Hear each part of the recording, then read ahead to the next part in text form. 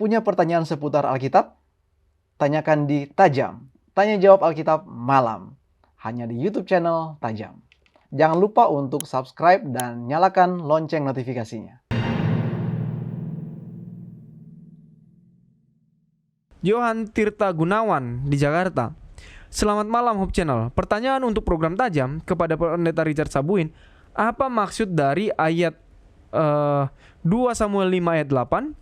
Daud benci kepada orang timpang, tetapi dalam 2 Samuel 9 ayat 13 Daud menyayangi Mefiboset yang timpang. Mohon penjelasannya. Terima kasih, Tuhan memberkati. Kita coba baca 2 Samuel 5 ayat 8.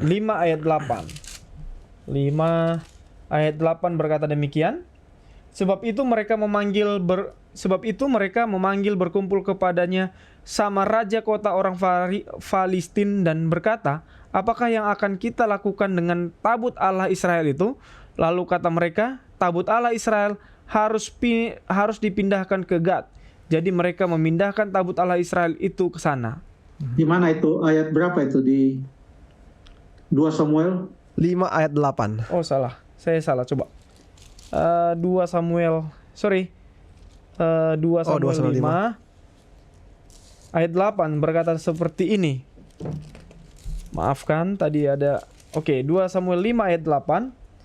Daud telah berkata pada waktu itu, siapa yang hendak memukul kalah orang Yebus, haruslah ia masuk melalui saluran air itu. Hati Daud benci kepada orang-orang timpang dan orang-orang buta. Sebab itu orang berkata, orang-orang buta dan orang-orang timpang tidak boleh masuk bait. Selanjutnya 2 Samuel 9 ayat yang ke-13. Demikianlah Mefiboset diam di Yerusalem, sebab ia tetap makan sehidangan dengan raja. Adapun kedua kakinya timpang. Wah, ini dia, iya. Yang satu dibenci, yang satu masih bisa makan bersama, pendeta. Sama-sama timpang. Silakan pendeta. Terima kasih Pak Johan Tirta. Mungkin kita baca jangan langsung ayat yang ke-8. Kita baca dulu ayat 6 dan ayat yang ke-7. Sebab di situ sudah disebutkan juga mengenai orang buta dan orang timpang. Dari pasal yang 2 Samuel 5. 2 Samuel 5. Ayat ke-7 ya pendeta? Sebelum baca ayat 8, baca dulu ayat 6 dan ayat yang ke-7. Lalu raja dengan orang-orangnya pergi ke Yerusalem menyerang orang Yebus, penduduk negeri itu. Mereka itu berkata kepada Daud, engkau tidak sanggup masuk ke mari. Orang-orang buta dan orang-orang timpang akan mengenyahkan engkau.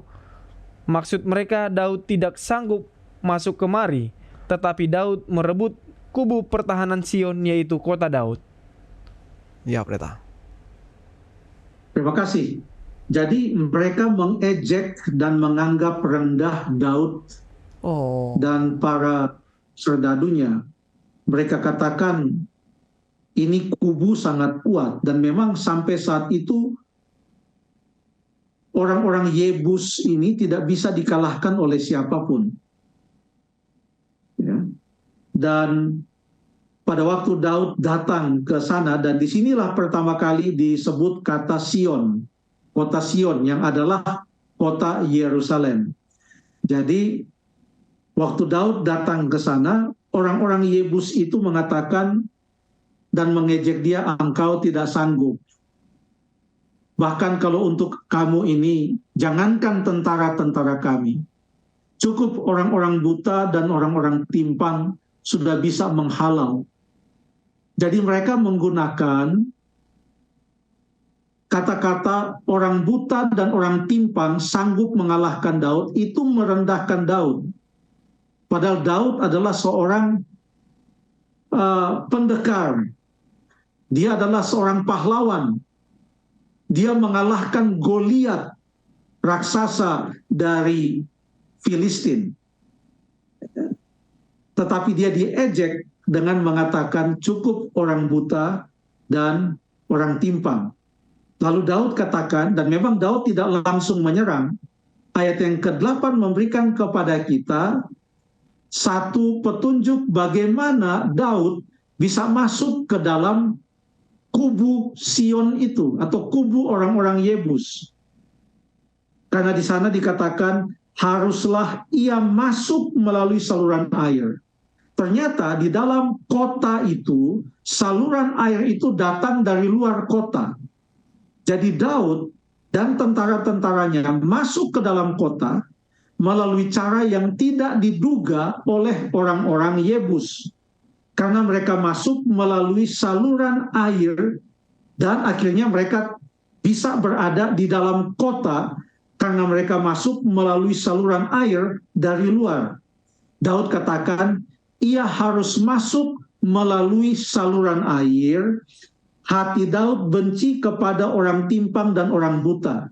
Ini untuk merespons apa yang dikatakan oleh tentara-tentara orang Yebus yang mengatakan cukup orang buta dan orang timpang akan mengalahkan Daud.